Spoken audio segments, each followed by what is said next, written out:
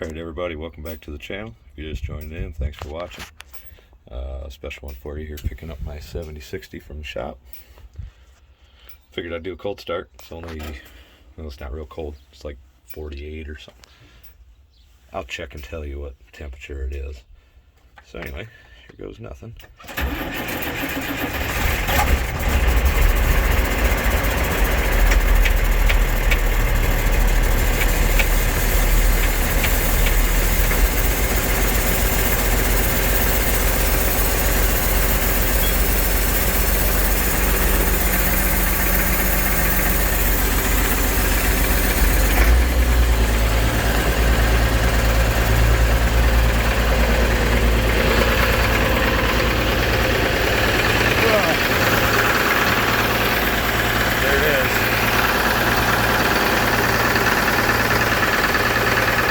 Kind of cold start.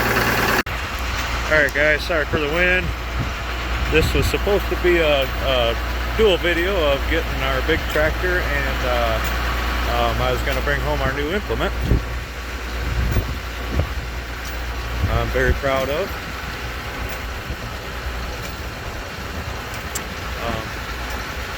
I run a 4-row 800 International Cyclo. This is a 8-row white planter. I forget the number on it now.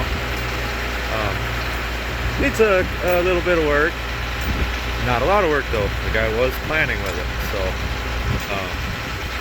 just a couple of bushings refreshed from what I've looked over it. And I mean, it's in really darn good shape. So it ought to be a nice little change for me going from a 4-row to an 8-row. The only thing I don't like are the separate seed boxes. The Cyclo has just got one big box to fill up, but now that I got that long trailer, I can just back her up, spread the seed out in that trailer and back up to it, and off we go. So I'm gonna hop in this. I'll get you a little bit of footage of the ride. Got some equipment out here. Most of it's for sale except for this. I bought this. So we'll catch up to you in a minute. Well, you know what, I'm just going to bring in the cab.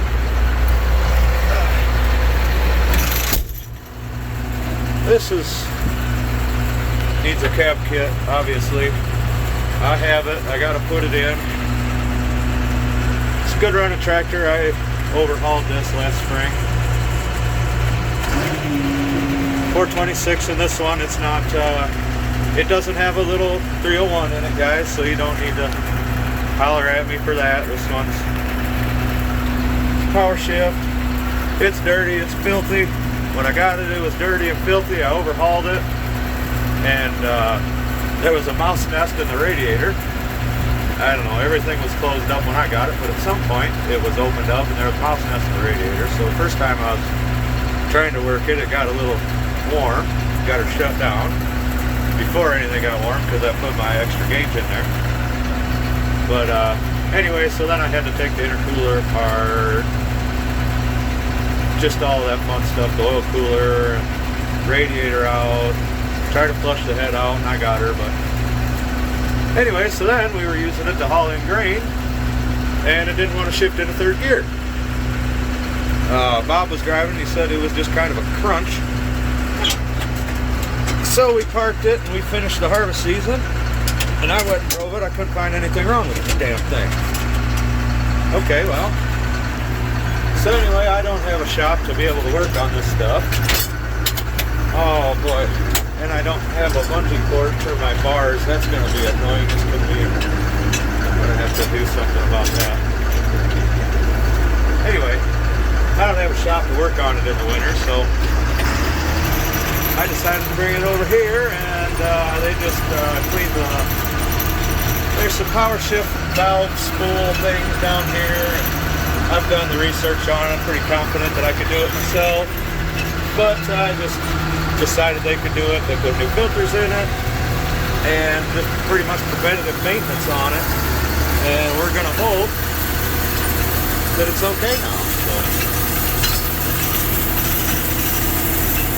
I got about an hour drive home, so we'll know if it makes it for an hour anyway.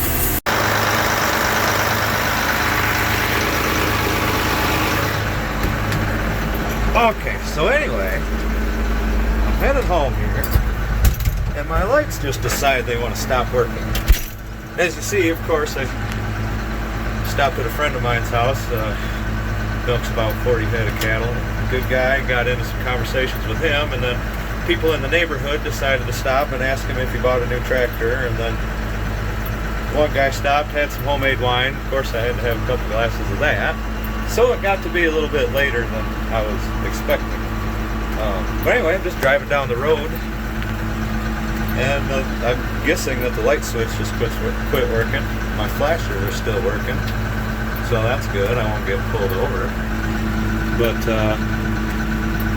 yeah, the damn light switch quit working, so I just got out, wired it up. You never know when a flashlight and a razor blade is going to come in handy. I got some people that pick on me for always having that on me. Well, perfect example. I'd have been pissed if I didn't have one just now. So, another thing, it's starting to rain. Not even sure if I want to even attempt to turn that on at this point. It might get bad enough that I have to, but right now it's just going to make a mess. So I'm going to continue on my journey. Oh, I had to do some maintenance while I was over there too. You can see the line on the inside of the tire. It's a combination of two things. The bearing, we just tightened the bearing up in there, and I'll do some more investigation on it. But anyway, the bushing there at the top of that spindle is loose. So a combination of the bearing being loose and then that spindle coming out, letting that tire come in, and then those big silly flotation airplane looking tires on here, I don't know. They sure make the ride nice down the road, but so anyway, that'll be something you guys get to see me take care of here before the season gets going. I'm gonna get moving down the road. I don't think that I'll be trying to upload this while I'm driving.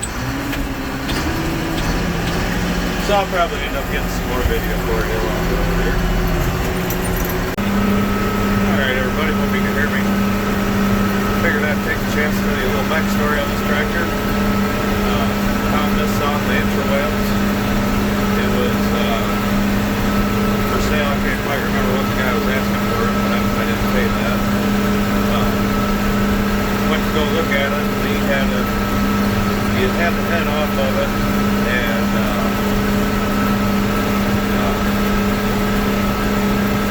it was set back on there, and he said he had left it, whatever, it's supposed to have been cleaned up.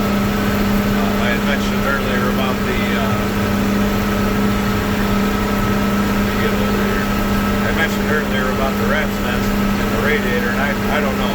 That nest may have been inside the block. I had to replace two of where that was. Wait a minute. Anyway,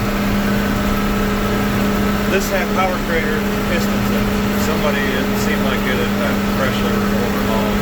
It had power crater pistons in it, M&Ws, and talked about that other engine. They must not have changed the valves because the valves broke and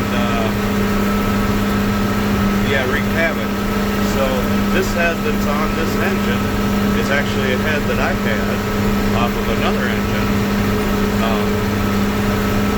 that basically blew up. So the head, the bottom end of that engine blew up. So the head off of this engine is actually the one that's in the back of the Jeep there that you guys see. That's at the machine shop now getting repaired.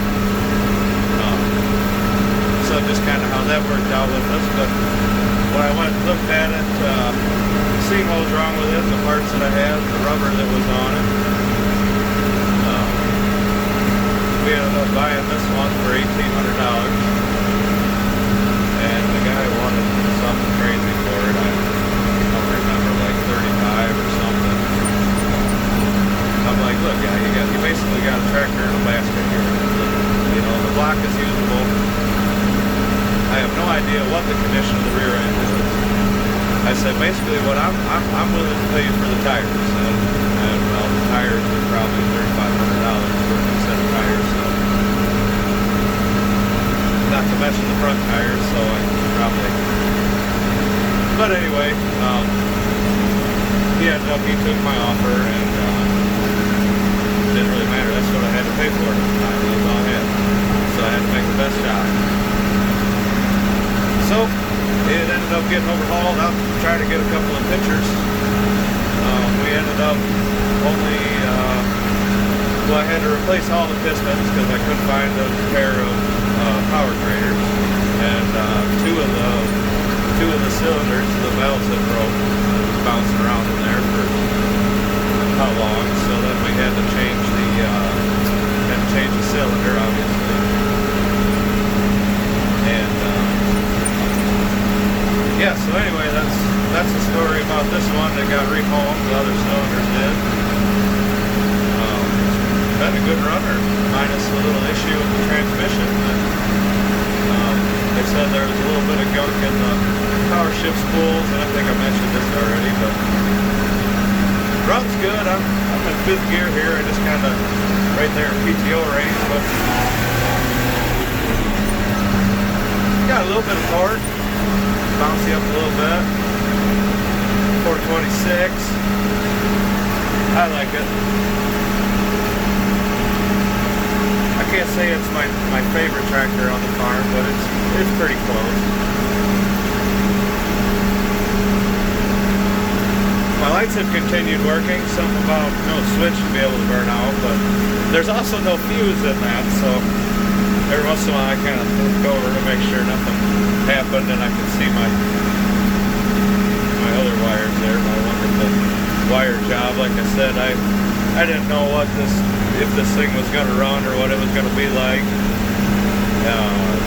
Basically, just if the transmission was bad, once I overhauled it, I had a good 426 or something. Maybe we put it back into that other chassis that I got the 301 in and have a spare combine engine or something. But I just wasn't going to repair all this stuff, and the lights, the wire was broke in the cab somewhere, so I didn't feel like fishing through that and figuring that out. I just ran some wires, called it good, went out and started working it to see what would happen. So, and we seen what happened. Other than that, it seems to shift good. I don't know, the guy that I had work on is pretty confident that he's got the problem solved. So, like I said, all I can do is work it, see what happens. Rear end gives up, then the rear end gives up. What else can I do?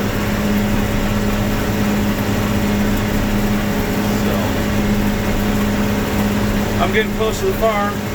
I think this is where I'll wrap it up. Some random rambling BS, I guess.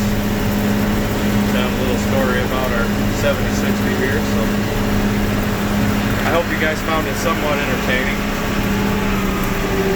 I guess if you're still around, you must have. So, either way, thanks for watching. Hope to catch you on the next one.